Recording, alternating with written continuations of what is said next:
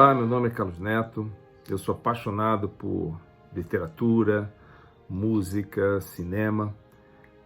Temos vivido um momento e vamos viver nos próximos meses que a gente mal alcança a dimensão daquilo que ainda está por vir. Mas eu creio que é um momento e uma oportunidade de nós agirmos em rede. Esse momento de maior reclusão é um momento também de dedicar mais tempo para a arte. Isso pode fazer um bem enorme à nossa existência, ao nosso ser, à nossa percepção de mundo. Eu gosto muito de uma definição do psicanalista e filósofo francês Daniel Sibony, que ele diz que a arte é o ser em movimento. Na verdade, nós estamos o tempo todo pensando, refletindo, nos movimentando de alguma forma, e a arte pode nos ajudar nesse movimento, com maior lucidez, com maior clareza sobre nós mesmos, sobre o outro, sobre a vida. Enfim, a minha proposta aqui é um diálogo, uma conversa sobre arte. Eu vou oferecer algumas músicas e o seu sentido, como é que elas foram criadas, concebidas, assim como filmes e livros, para esse momento que nós vamos viver. Alguns aprendizados certamente ficarão. E quem sabe se nós não nos conectaremos mais com a arte, como um importante instrumento do viver. A segunda coisa é que tudo aquilo que eu disser, falar, passa pelo filtro da sua experiência, da sua vivência. Isso me deixa muito tranquilo porque é a oportunidade de você fazer toda a crítica, se faz sentido ou se não faz sentido. Eu lembro daquele jogo de varetas coloridas que a gente brinca muito na infância, e o objetivo do jogo é chegar até a vareta de valor maior, que é a vareta preta. Então eu espero que de tudo aquilo que eu disser você encontre algum sentido, algo que para você seja significativo, importante, a sua vareta preta. E as outras coisas claramente você descarta, porque o que importa aqui é a sua vivência e a sua experiência.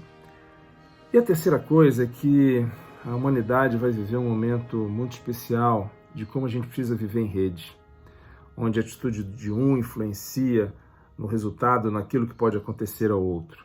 E nós somos sim responsáveis por toda essa rede, por toda essa conexão e as consequências dos nossos atos e das nossas atitudes. Eu lembro que o filósofo Heráclito, no V século a.C., dizia que tudo está em mudança, tudo está em transformação, a natureza está em constante movimento. Você não atravessa duas vezes o mesmo rio. E Heráclito, ele foi muito sábio, porque na verdade nós vivemos essa mudança no nosso dia a dia, ao longo da nossa vida. Quem podia esperar uma crise assim? E uma série de coisas que vão acontecendo. Então, Heráclito nos ajuda a entender que tudo se move e a gente precisa dialogar com esse movimento. Havia um filósofo contemporâneo de Heráclito, no V século a.C., chamado Parmênides. Parmênides dizia o seguinte: olha, o vir a ser não existe porque é uma possibilidade. Pode acontecer ou pode não acontecer. E Parmênides defendia que a gente não deveria se preocupar com o vir a ser. Para o status quo, isso é ótimo. Por uma visão ilusória de estabilidade também. Mas Heráclito nos mostra que tudo se move e que Parmênides, na verdade, ele defendia uma estabilidade que não existe. As coisas estão em constante movimento, nos surpreendem, nos impactam, e é uma grande lição de Heráclito. Esse momento agora, que é um momento que surge e nos pega um tanto quanto de surpresa, é um momento também de aprendizado dessa natureza que se move e se movimenta constantemente.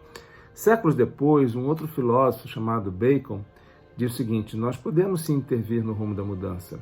E Bacon traz uma contribuição fundamental, que é a construção de hipóteses, a trazer lastro para o pensamento científico, onde você testa algo até encontrar um determinado resultado que trará um efeito.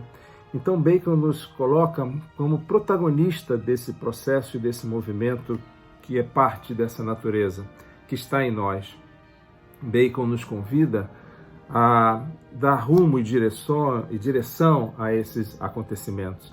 E aí, como é importante a gente respeitar o pensamento científico, a ciência, aquilo que ela nos alerta, Então, assim como a natureza está em constante movimento, nós não somos agentes passivos. Bacon diz, olha, Heráclito tinha razão, mas nós podemos intervir no rumo dessa mudança. Nós somos protagonistas também da nossa história.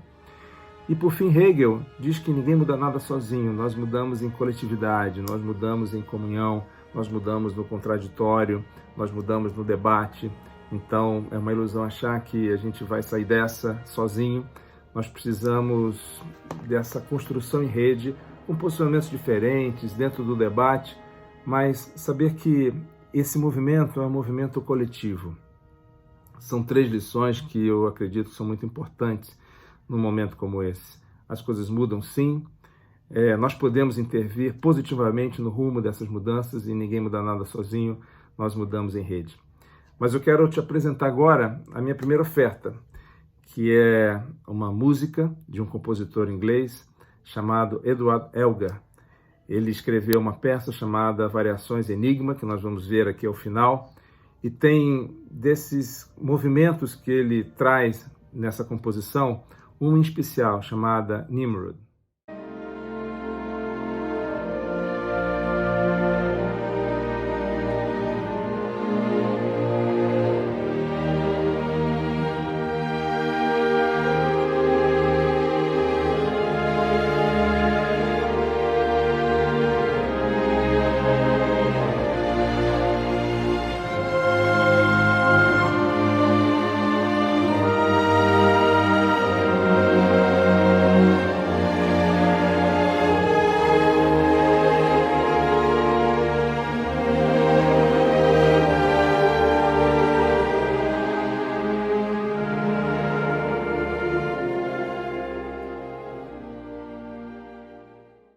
A primeira peça que eu queria apresentar para vocês é Variações Enigma, do compositor inglês Edward Elgar.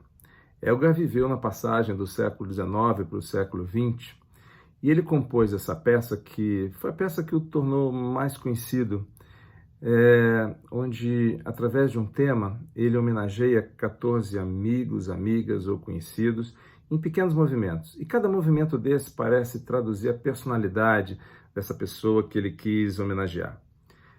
Certo dia, Elgar, depois de um dia de trabalho, chega em casa, vai para o piano e começa a tocar um determinado tema.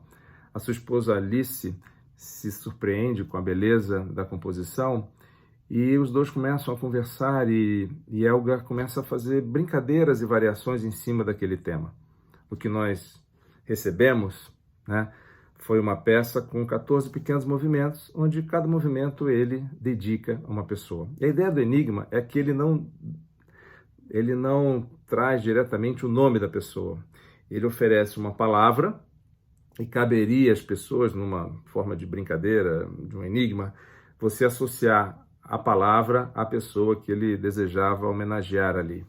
Certa vez, andando por Amsterdã, eu encontrei esse vinil, esse LP, onde tem a imagem das 14 pessoas que ele homenageou. Mas eu queria dedicar especial atenção a esse aqui, Junger.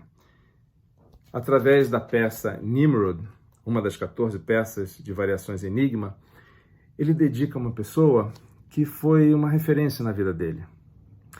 Nós vamos ouvir, ao final, esse movimento, Nimrod, com a Filarmônica de Berlim. Mas a grande questão é a seguinte: quem foi essa pessoa? Nós estamos falando de Junger. Junger é caçador em alemão. E por que Nimrod? Porque Nimrod é o nome de um caçador mitológico. O que Elgar fez? Ele trouxe para esse movimento o nome Nimrod, porque na visão dele ele associava de forma enigmática a Junger, que significa caçador em alemão. É uma forma de homenagear esse amigo que tinha esse sobrenome. Bom, mas qual a relevância de Junger na vida de Elgar? Elgar não estudou nas melhores escolas de composição, ele não morava em Londres, não estava no centro dos acontecimentos. Elgar era filho de um afinador de pianos, Elgar foi autodidata. Elgar viveu com muita dificuldade até ser reconhecido como um grande artista. E Elgar tinha suas inseguranças. Quando Elgar precisava saber se aquilo que ele fazia era bom o suficiente, quando Elgar precisava de um bom feedback, quando Elgar precisava procurar uma pessoa de confiança para que pudesse orientá-lo sobre suas dúvidas, sobre sua carreira, era Junger que ele procurava. Então eu te convido a ouvir Nimrod com a seguinte reflexão: quem é referência na minha vida? Quem é a pessoa que eu procuro ou que eu busco na hora que eu estou diante de um dilema, de uma decisão difícil, ou se eu preciso saber se realmente aquilo que eu faço é bom o suficiente? Porque nós temos sim algumas dúvidas e nem sempre nós temos essa referência na nossa vida. A música de Elgar, e em especial Nimrod, procura nos dizer o quanto é importante nós termos essa referência na nossa vida. E Junger tinha uma didática muito interessante com Elgar. Nesses momentos de dúvida, Junger colocava Beethoven. E eles ouviam as sonatas de Beethoven e refletiam sobre as dificuldades, os desafios que Beethoven possuía, principalmente diante da dificuldade de audição de Beethoven, em fazer obras tão belas como aquela. É como se a música de Beethoven impulsionasse Elgar para vencer as suas inseguranças, as suas dificuldades, e isso movia muito o ser de Elgar. Era uma forma de Junger dialogar com ele e mostrar a condição que ele tinha de superar as adversidades. Junger tinha uma didática com Elgar muito interessante e tinha uma conversa muito franca. Eu tenho livros sobre a troca de cartas entre eles e esse amigo sempre era muito franco. O que era bom, ele dizia que era bom, o que não era bom, ele dizia que não era bom, mas Elgar sabia que podia confiar. Era um amigo que trazia sempre aquilo que ele de fato acreditava e a relação dos dois era uma relação de grande confiança. Mas Junger sempre buscava com isso impulsionar Elgar. Em nenhum momento nas cartas entre eles, mesmo quando algo não era bom, na verdade o que Junger fazia era desafiar Elgar, era impulsionar Elgar. Nunca era uma crítica destrutiva para colocar ele para baixo, mas era algo que sempre o impulsionou. E é interessante porque no final da vida, Junger ele vai se tratar de um problema respiratório na Suíça, e mesmo distante eles trocam cartas entre eles. E quando sentiu que o seu amigo iria falecer, morrer, Elgar dizia que ninguém substituiria ele. Junger era, na verdade, o editor de Elgar. Junger ajudava muito na organização da obra de Elgar. Mas Elgar dizia, olha, um dia eu sei que eu vou precisar e terei um outro editor, mas ninguém será como você. Algumas pessoas são mesmo insubstituíveis. Ninguém é igual a ninguém. E é bonita essa declaração, e aí a gente ouve a música e pode sentir o quanto algumas pessoas são relevantes na nossa vida. Pessoas são referência na nossa vida e essas pessoas não são substituíveis. Você não consegue substituí-las por nenhuma outra pessoa. Cada um tem as suas características. O que Elgar declara é que ninguém será como você. E é uma declaração de amor entre dois amigos muito bonita. Elgar também perde, antes da sua morte, a sua esposa, Alice. Alice vem a falecer e depois que ele perde Alice, enfim, ele nunca mais consegue compor. Elgar, ele perde o prazer de compor depois que a sua esposa o deixa. É difícil porque Elgar tem composições belíssimas e nós gostaríamos de ouvir nos 13 ou 14 anos seguintes da morte de Alice aquilo que Elgar poderia produzir, mas ele sabe dos seus limites, ele perde o encantamento.